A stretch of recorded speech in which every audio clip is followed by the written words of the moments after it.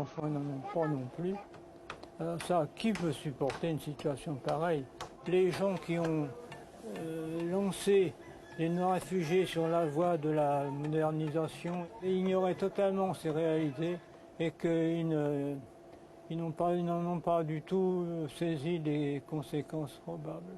Jean Hurault, ce qu'il a dit au niveau de ces articles, pour que les Bonis, et notamment les Amérindiens, restent Amérindiens, les Bonis restent Bonis, était dans les années 70 une bonne donnée pour si ces populations peuvent garder leur identité.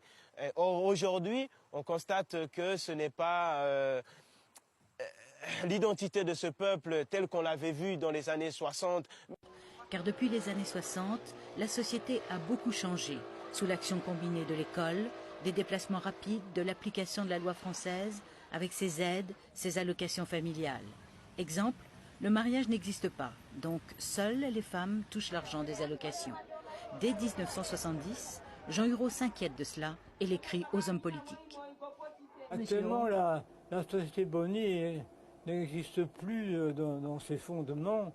Et elle ne se maintient que par cet apport d'argent sous toutes les formes qui fait que même des gens qui ne sont pas doués, qui ne travaillent pas, qui arrivent quand même à vivoter. Quelque amélioration qu'on puisse avoir, aucune population ne peut vivre sans une cellule élémentaire, sans une cellule familiale solide. Cette cellule, on l'a détruite. Et il est certain que ce système de allocation familiale a été très désastreux.